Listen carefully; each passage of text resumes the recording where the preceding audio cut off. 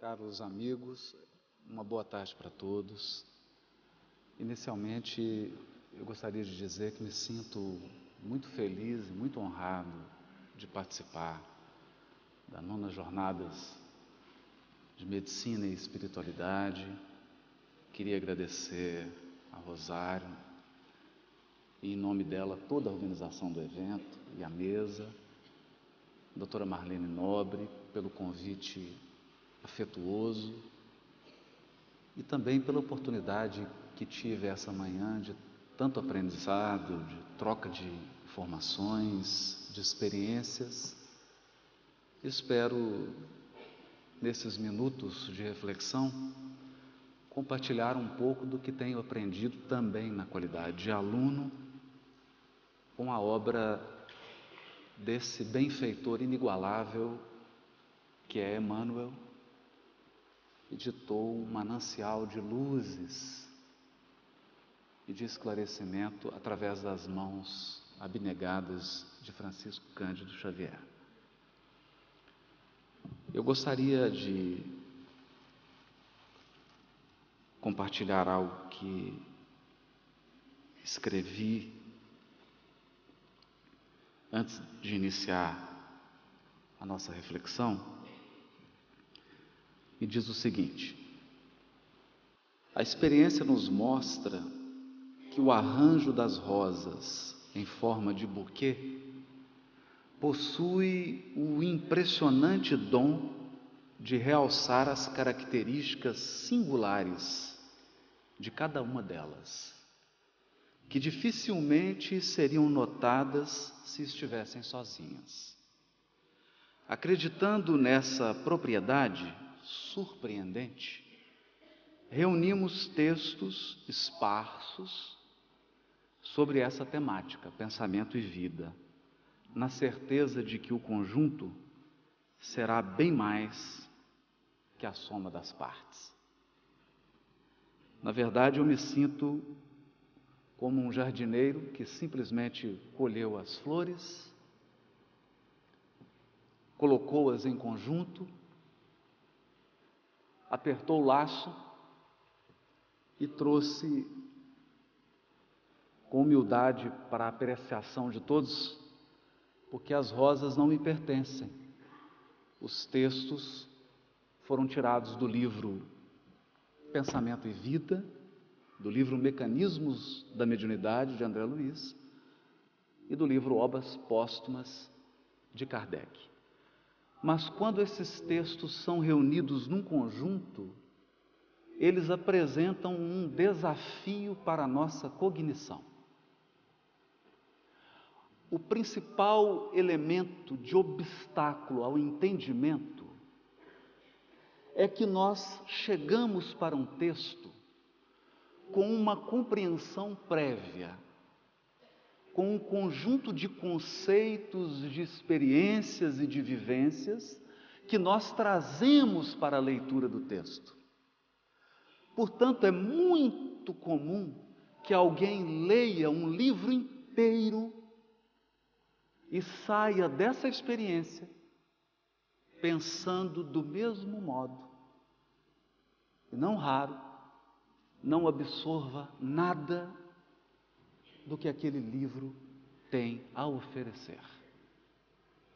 Portanto, para mim especialmente, o maior desafio no preparo desse estudo da tarde foi esvaziar a minha mente, o meu coração, e deixar que os textos trazidos da espiritualidade superior pudessem despertar em mim reflexões ainda não feitas, despertar em mim uma vivência nova, uma nova compreensão. E para tanto, eu tive que renovar conceitos. Nós leremos alguns trechos, mas é preciso atentar para o fato de que Emmanuel define certas palavras. E ao definir, ele quer deixar claro que está trabalhando com conceitos novos, que é preciso ampliar a nossa mente e prestar atenção na ideia, na essência e não nas palavras. Os espíritos não se cansavam de dizer ao codificador: as palavras pouco nos importam, o que vale é a intenção. Aqui no caso, o que vale é a ideia, o pensamento, a estrutura do pensamento que está por detrás das palavras, para que a gente não incorra num grave erro, o erro de tomar uma fruta, no meu caso eu vou citar uma fruta típica do Brasil, que é a banana, descascar a banana, comer a casca e jogar a fruta fora. Muitos de nós, quando se aproximam dessas obras, ficam tão presos às palavras que não percebem a riqueza do pensamento. E o pensamento é a essência, as palavras são formas. A forma não deve ofuscar a essência, jamais. E para dar desenvolvimento a esse raciocínio, nós separamos um trecho muito interessante, que já estava no livro Principia Mathematica de Newton. Eu prometo, serei muito breve nisso. Quando Newton formulou a lei da gravidade, formulou matematicamente, muito antes de Einstein, muito antes da mecânica quântica, muito antes dos estudos de eletromagnetismo de Maxwell, ele formulou numa equação simples, muito singela, que nós aprendemos na escola. A equação é assim: força é igual a constante gravitacional vezes a massa do primeiro corpo, a massa do segundo corpo, dividido pelo quadrado da distância. Eu prometo, isso não é uma aula de física, até por incrível que pareça, eu sou da área do direito. Mas isso significa que, quanto maior a distância, menor a força. Mas ela nunca é zero. Até aqui, simples. O grande problema está em quê?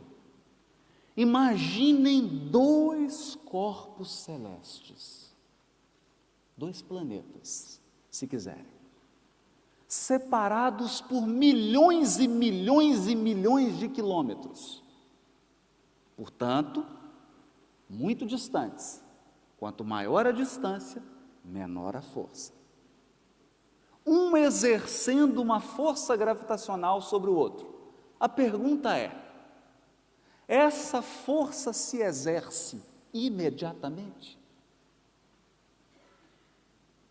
A força se desloca de modo imediato? Ou ela leva um tempo? Esse é o paradoxo da lei gravitacional de Newton. Quanto tempo leva para a força gravitacional ser sentida pelo outro corpo? Não é um problema simples.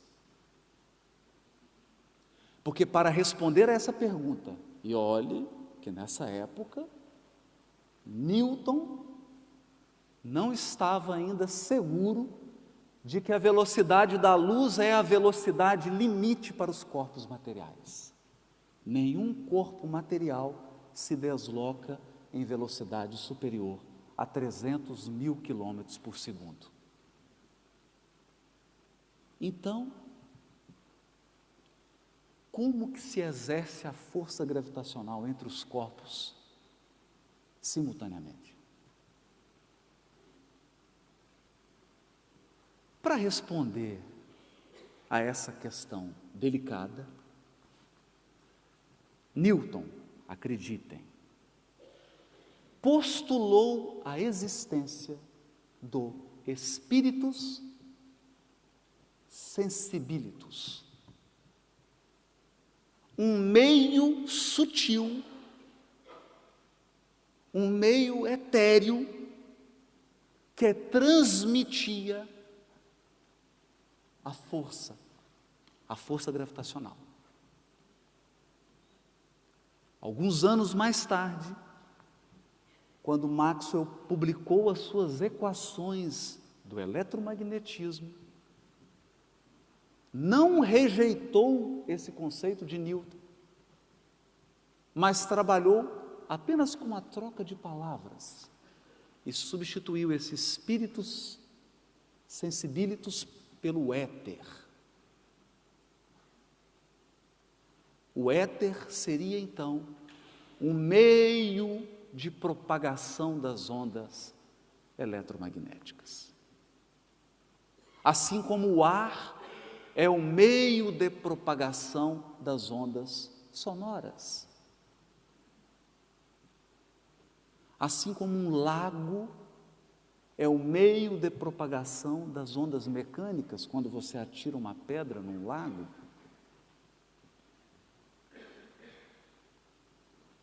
Mais tarde, quando Einstein formulou o seu conceito, a sua teoria da relatividade geral, ele começou a fazer conta, equações.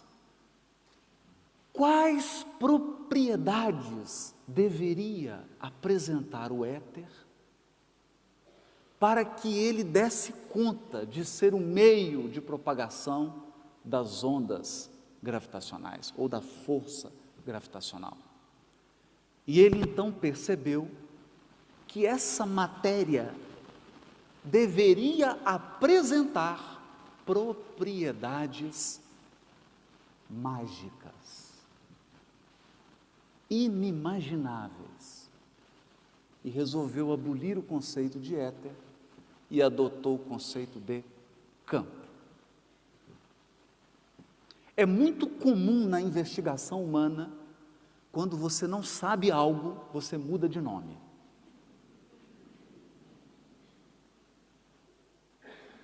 Nós não sabemos o que é a matéria, então mudamos de nome, energia, mas continuamos não sabendo. Se você estudar um tratado de onda eletromagnética, os especialistas vão afirmar: é mais fácil imaginar um anjo do que uma onda eletromagnética.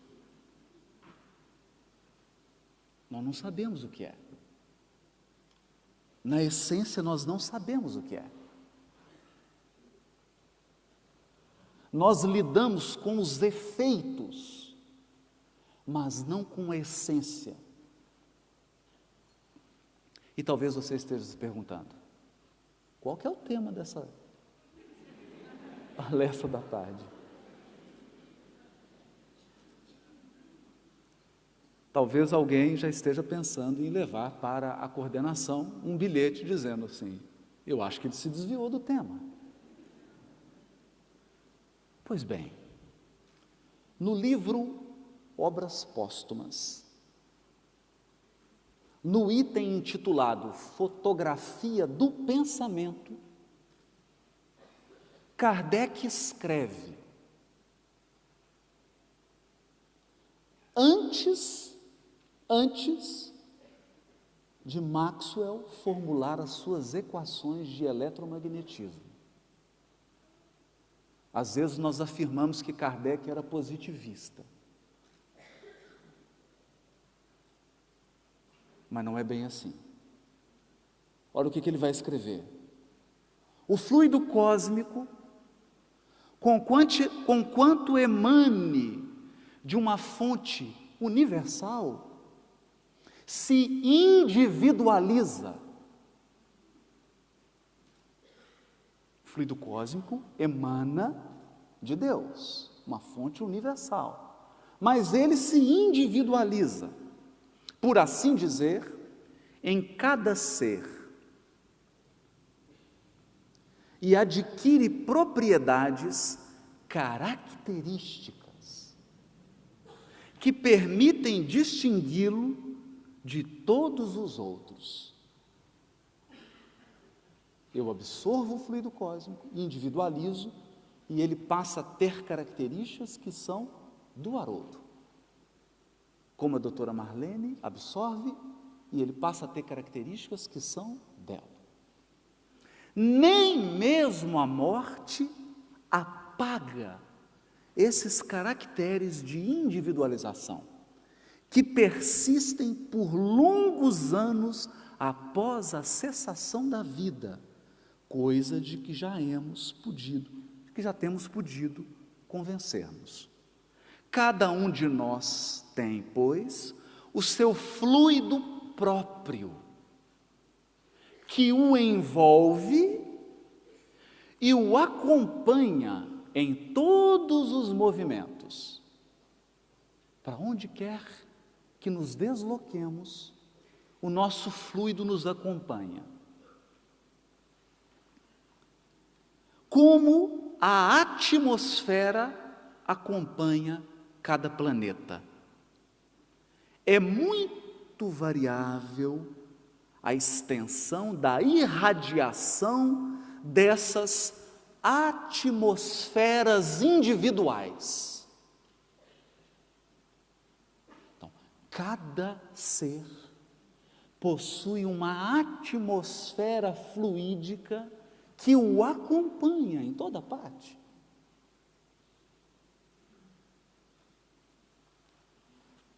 Achando-se o espírito em estado de absoluto repouso, pode essa irradiação ficar circunscrita nos limites de alguns passos, mas, atuando à vontade, pode alcançar distâncias infinitas.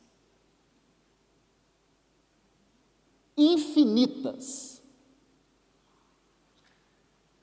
Equação de Newton. À medida que a distância aumenta, a força diminui, mas ela nunca chega a zero. Então, ela alcança distâncias infinitas. A vontade, como que dilata o fluido, do mesmo modo que o calor dilata os gases. As diferentes atmosferas individuais se entrecruzam e misturam, sem jamais se confundirem, exatamente como as ondas sonoras que se conservam distintas a despeito da imensidade de sons que simultaneamente abalam o ar. Dá para perceber que a mente de Kardec já era quântica quando a física era newtoniana.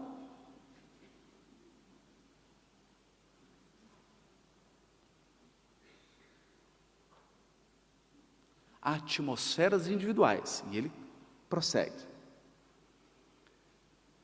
Pode-se, por conseguinte, dizer que cada indivíduo é centro de uma onda fluídica, cuja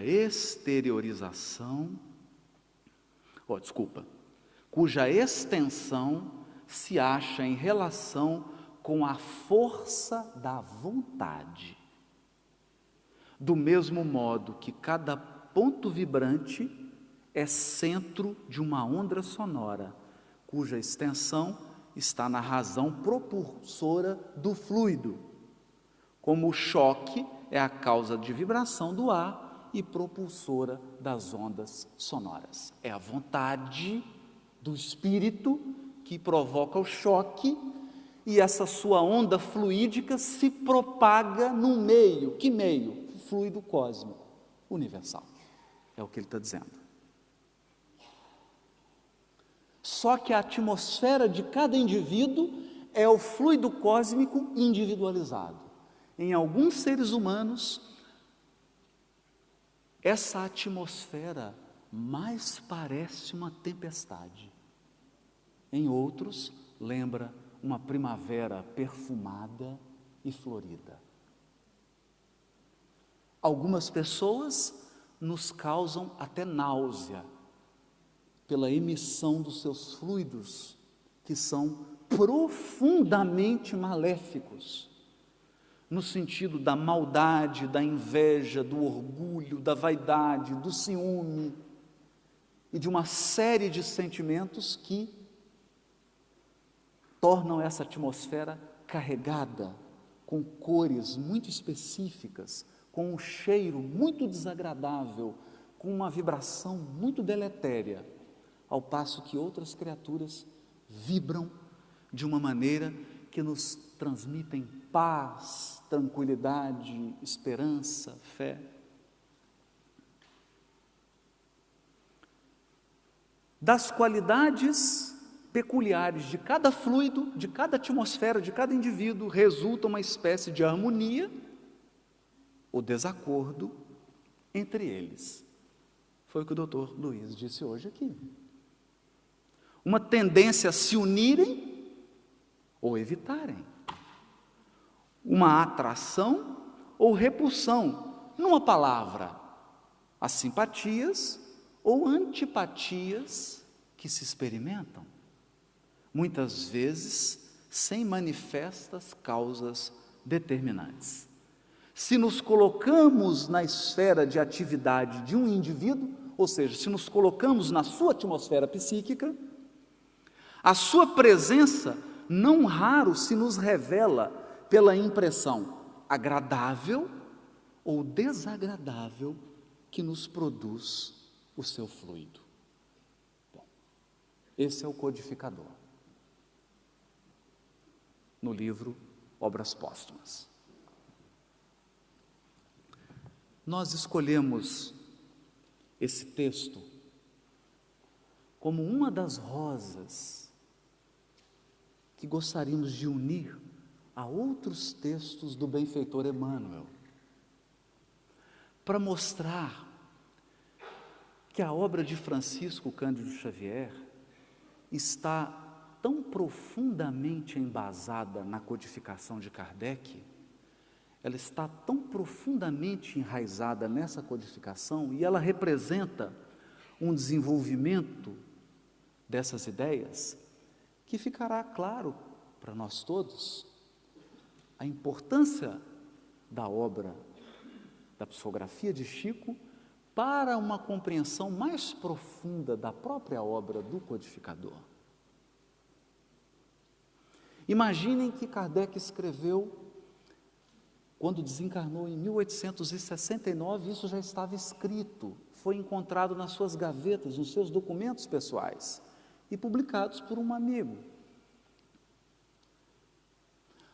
Ou seja, ele escreveu esse texto e o manteve guardado muito antes das formulações do eletromagnetismo de Maxwell, muito antes da física quântica. Quando Francisco Cândido Xavier começa a sua missão espiritual, nós já temos a física quântica. E eu gostaria agora de trazer o primeiro texto, mas sempre com a intenção de que comparemos esses textos para entendermos o quanto eles são complementares. O quanto eles se fortificam uns aos outros. E o texto está no prefácio do livro Nos Domínios da Mediunidade. As universidades europeias costumam adotar um sistema um pouco diferente do que nós vivemos no Brasil, que são as chamadas aulas magnas, em que o professor titular abre o semestre de uma determinada disciplina com uma grande aula inaugural, em que ele dá as linhas diretoras, as diretrizes do que os alunos aprenderão ao longo do semestre e do que os professores assistentes irão detalhar, desenvolver ao longo do programa. Pois bem, nós acreditamos sinceramente que os prefácios de Emmanuel representam essas aulas magnas, onde com um poder de síntese invejável, com a capacidade de dizer muito, muito, muito, com pouquíssimas palavras, ele dá o tom do que será apresentado mais detalhadamente. No caso, a obra de André Luiz, Nos Domínios da Mediunidade. Depois de fazer um apanhado da evolução do conceito de átomo, Emmanuel diz assim: o veículo carnal agora não é mais que um turbilhão eletrônico regido pela consciência. Consciência. Cada corpo tangível é um feixe de energia concentrada. A matéria é transformada em energia e a energia, desaparece para dar lugar à matéria.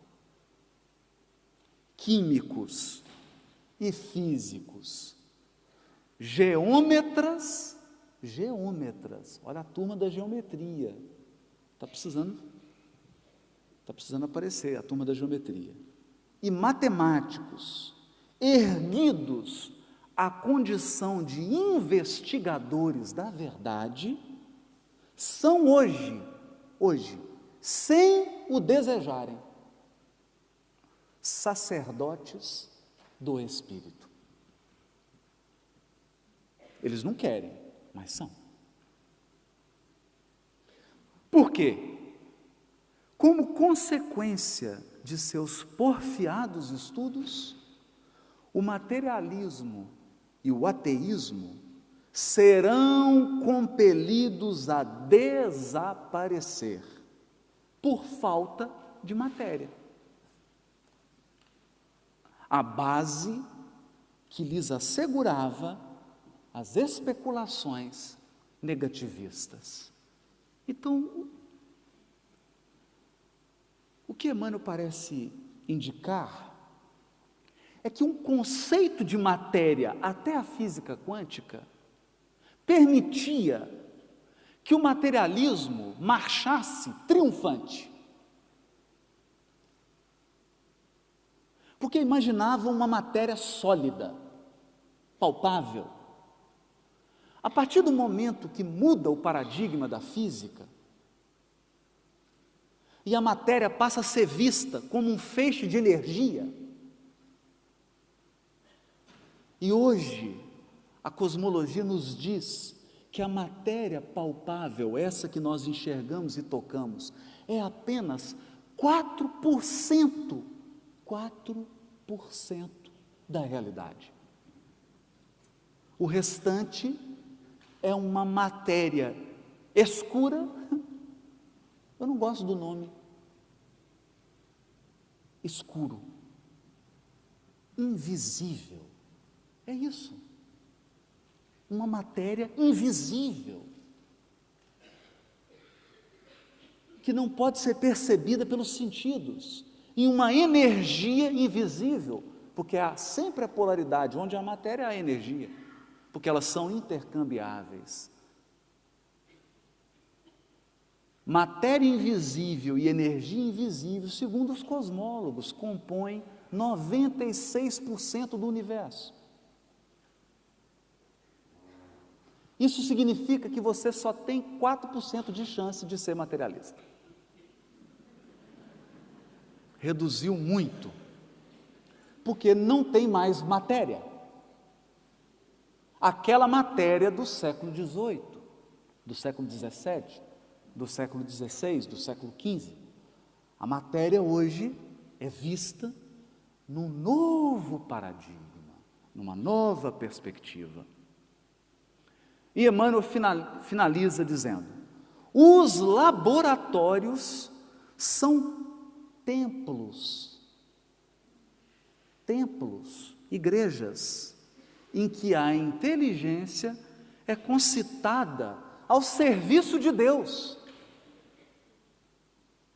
E ainda mesmo quando a cerebração se perverte, transitoriamente subornada pela hegemonia política, geradora de guerras, o progresso da ciência, como conquista divina, permanece na exaltação do bem, rumo ao glorioso porvir.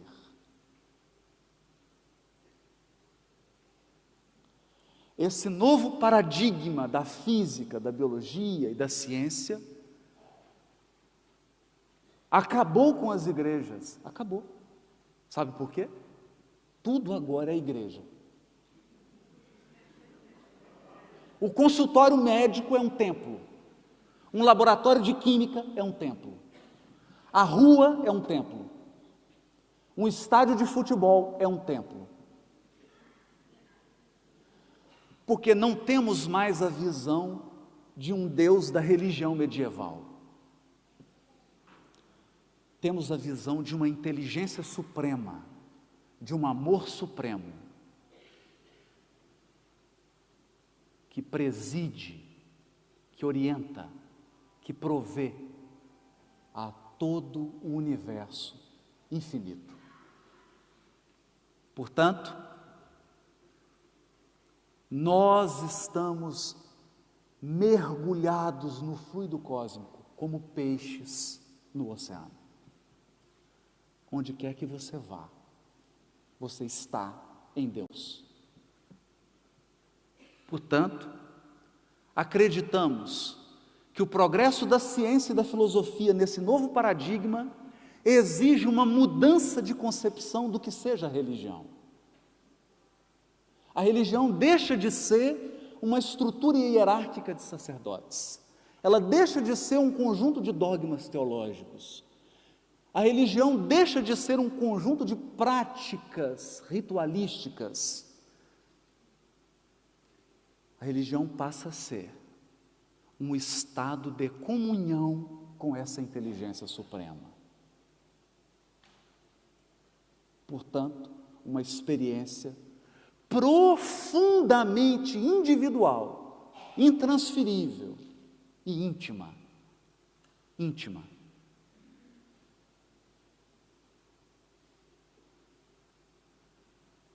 E nesse novo conceito, tudo o que fazemos em direção ao bem, em direção ao belo e em direção à harmonia representam uma prece.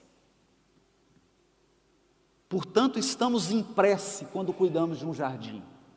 Estamos em prece quando fazemos um pão. Estamos em prece quando fazemos uma conferência. Estamos em prece quando vamos ao mercado comprar frutas.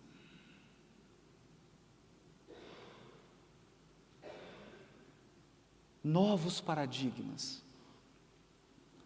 Trouxemos essas ideias de base apenas para trabalharmos alguns dos conceitos que estão no livro Pensamento e Vida. E que sem esses textos ficaria um pouco difícil apreender a amplitude do que Emmanuel pretende nos dizer.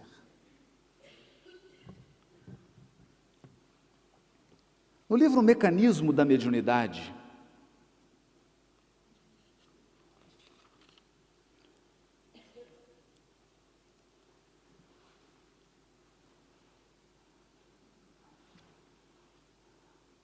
André Luiz escreve sobre ondas. E ele então, em um dos itens, dá o nome de continente do infrassom. Nós costumamos dizer continente europeu, continente africano, América, mas não estamos muito habituados a ouvir continente do infrassom.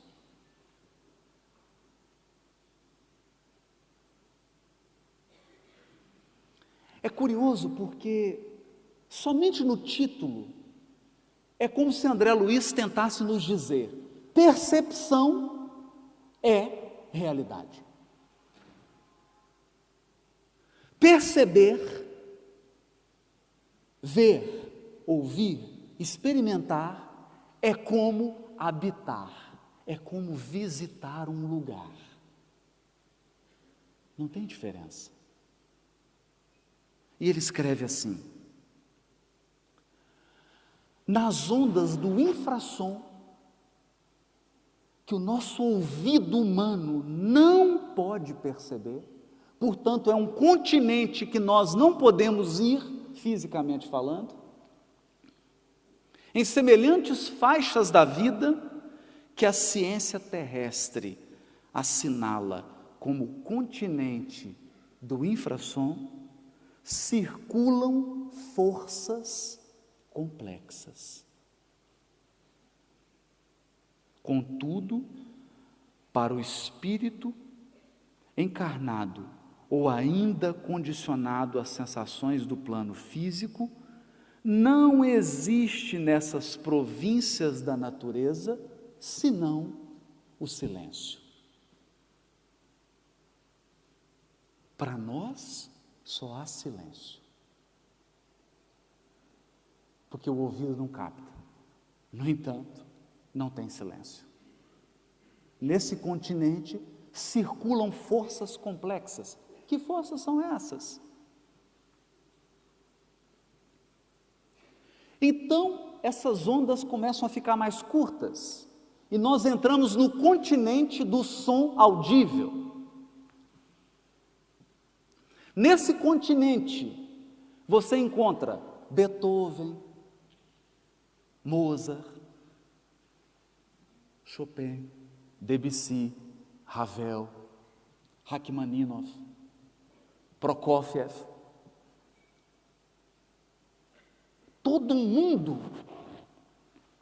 Nós nos encantamos hoje pela manhã com essas crianças lindas cantando de uma forma tão bela. É todo um continente de emoção, de experiência, de vivência, de aprendizado, que nós temos acesso simplesmente pelo fato de ouvir. E se pudéssemos ouvir o que está para aquém do som que o tímpano registra, que experiências poderíamos ter?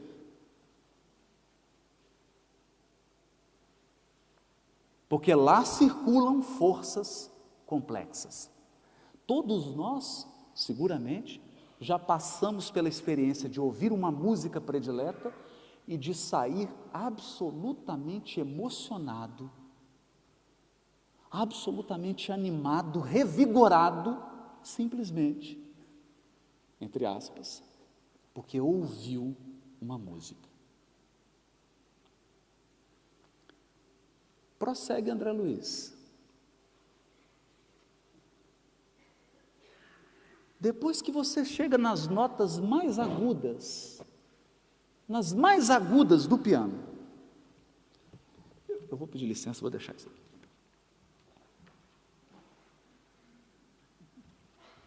Está me exigindo muito esforço para ficar segurando.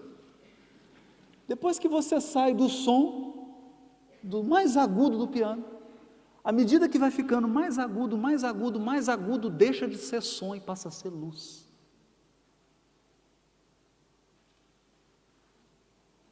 Som se transforma em cores.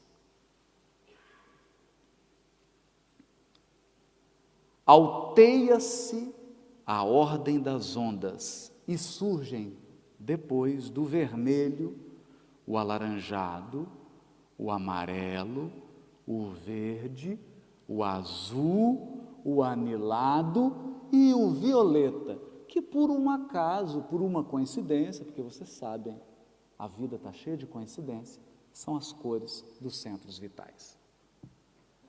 Mas isso é só uma coincidência. E o fato de serem 7 também é uma coincidência. Nós brasileiros não estamos muito podendo falar no número 7. Ficamos um pouco traumatizados depois da Copa.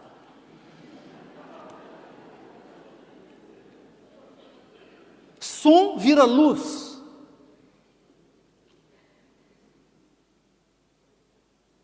Mas depois do violeta tem o ultravioleta. E outros continentes que nós não percebemos. Mas que alguns aparelhos registram. Então você pode visualizar galáxias, constelações, com esses aparelhos, captando essas ondas que estão para além do ultravioleta. Mas diz André Luiz que depois, aumentando ainda mais a frequência, você entra no continente dos raios cósmicos.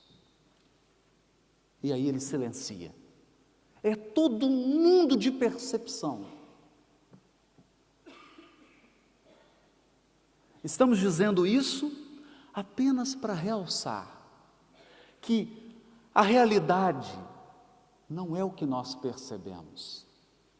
A realidade é. Quando a realidade se apresenta, ela é um fenômeno. Quando eu observo o fenômeno e tiro e interajo com esse fenômeno, eu tenho uma percepção. Mas nós não temos acesso à realidade total. Não temos. Por isso diz André Luiz, nesse capítulo, que é o capítulo 1. Agora, é uma coincidência, porque ele chama o capítulo de ondas e percepções, mas isso é uma coincidência.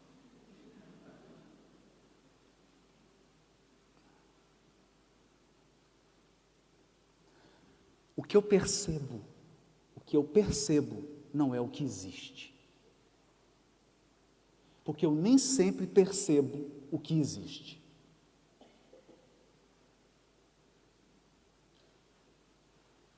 E ele diz assim: e o homem, colocado nas faixas desse imenso domínio, em que a matéria, quanto mais estudada, mais se revela qual feixe de forças em temporária associação, somente assinala as ondas que se lhe afinam com o modo de ser.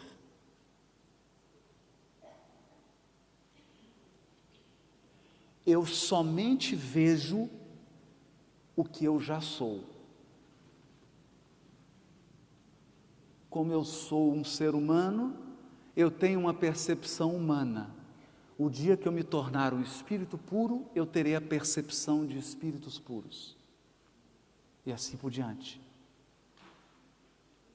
Porque nós percebemos somente as forças com as quais nos afinizamos.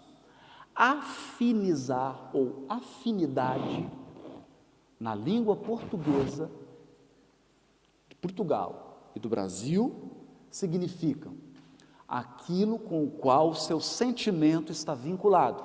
Por isso nos disse Jesus: onde estiver o vosso tesouro, aí estará o vosso coração.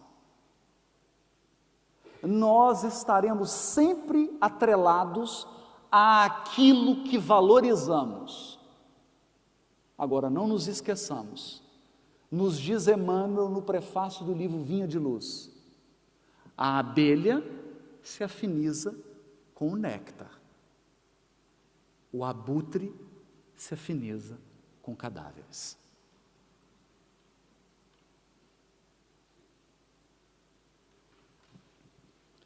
Prossegue André Luiz.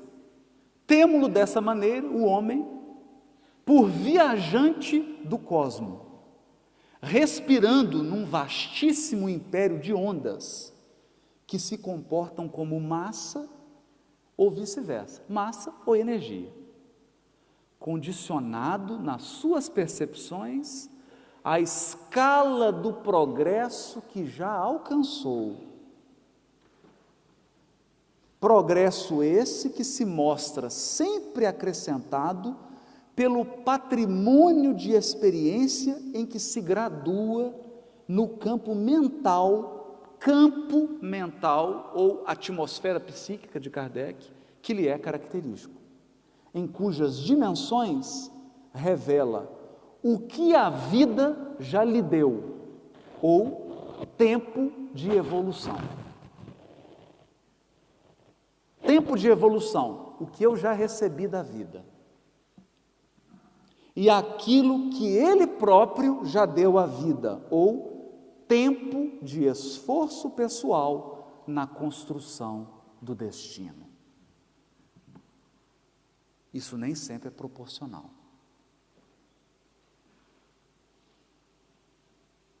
Você pode ser um espírito velho, que já recebeu muito, mas que ainda deu pouco. Então, é um movimento de recepção e emissão. Eu recebo o que a vida me dá através das mãos da providência divina e devolvo à vida o que me compete no esforço pessoal de aperfeiçoamento, e com isso eu construo o meu destino espiritual. E nesse movimento de inspirar e expirar, dá-se, num denominador comum, o patamar evolutivo no qual eu me encontro. Pois bem, agora, pensamento e vida.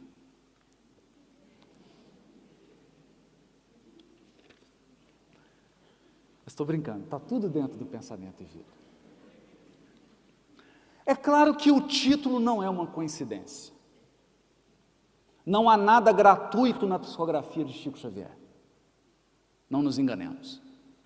Não há um título, um item, uma palavra que seja gratuita. Tudo aqui é intencional.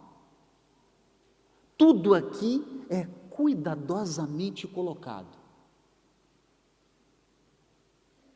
É como um ourives. São microscópicos diamantes, delicadamente coordenados. O livro se chama Pensamento e Vida. E a pergunta é, o que é pensamento? E aqui já começa o primeiro problema, porque você compra o livro Pensamento e Vida, Emmanuel, psicografia de Chico Xavier, e você tem um conceito de pensamento, mas esse não é o conceito do livro. Se você pergunta para qualquer pessoa, o que é pensamento? É o que eu penso. Não, errado, resposta errada. Resposta errada. Dentro da perspectiva do livro, né? Dentro da perspectiva do livro. Na perspectiva do livro, isso está no capítulo 1, Emmanuel, ao definir a mente espiritual,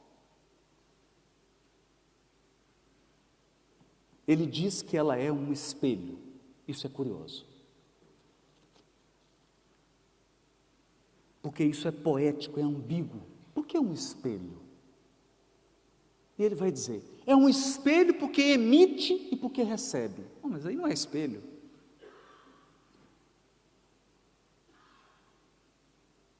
Emite e recebe. Mas eu só recebo o que eu emito. Então, na verdade, eu reflito. Eu sou uma reflexão. Eu estou sempre refletindo aquilo que eu estou emitindo. Recebendo aquilo que eu estou emitindo. É como se a vida e o destino fosse uma grande televisão de plasma. Você só vê as imagens que projeta.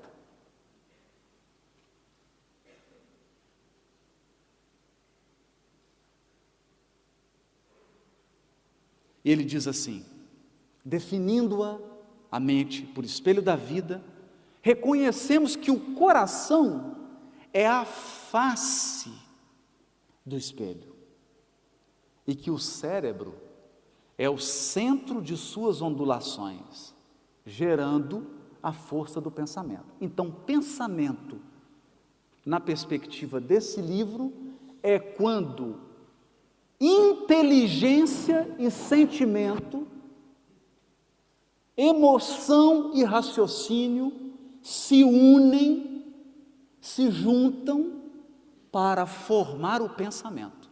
Então, o pensamento é uma mescla de sentimento e raciocínio, não só raciocínio.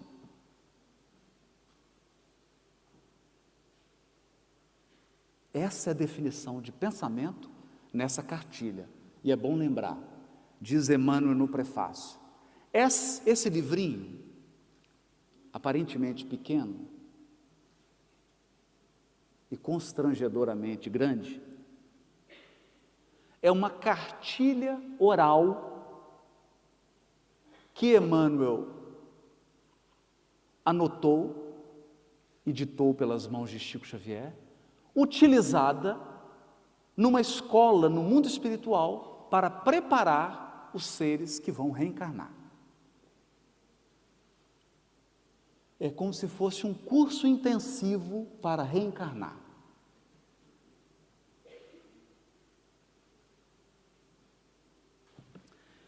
E diz Emmanuel no prefácio,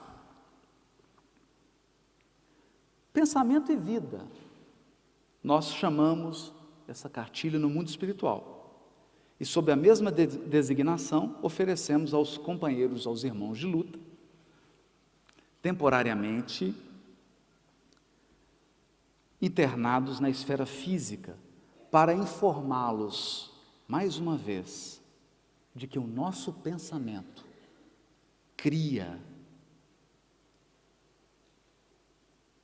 a vida que procuramos, através do reflexo de nós mesmos. O meu pensamento, que é a mistura dos meus sentimentos com as minhas ideias, se transforma numa emissão. E a vida responde em destino aquilo que eu estou emitindo. Portanto, nessa perspectiva, eu vivo o que penso. O destino é um reflexo do que eu sou, e a vida só me traz o que eu busco. Portanto, o trabalho mais difícil não é mudar circunstâncias exteriores, é alterar o nosso panorama interior. Como nos citou hoje de manhã o Décio, o texto de André Luiz, em que trata da saúde. A saúde verdadeira é um panorama, não, é do Emmanuel, né? Está no Consolador. É um panorama espiritual, é um panorama do espírito. Pensamento e vida é um binômio, assim como partícula e onda. O meu destino é o que eu sinto e o que eu penso. Se eu quero mudar o destino, preciso mudar meu sentimento e meu pensamento, e meu raciocínio. Enfim, meu pensamento. Portanto, o nosso pensamento cria a vida que procuramos através do reflexo de nós mesmos. Até que nos identifiquemos, até que a gente tome uma decisão, de nos identificar um dia, no curso dos milênios, com a sabedoria infinita e com o infinito amor que constituem o pensamento e a vida de nosso Pai.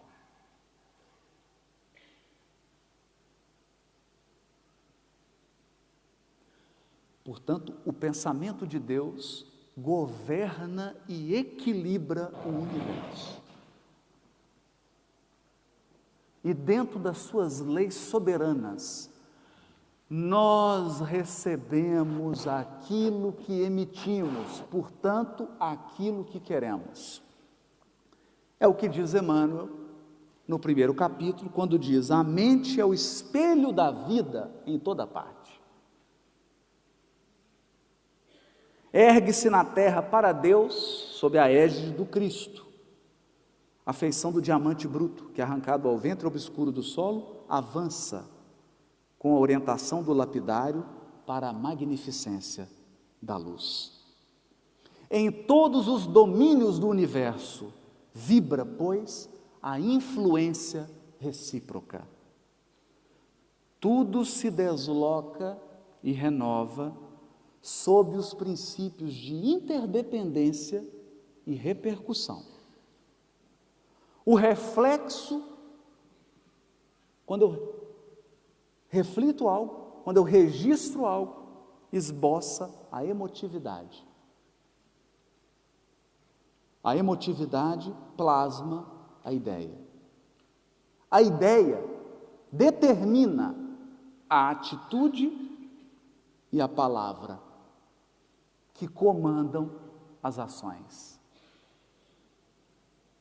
Em semelhantes manifestações, quais manifestações?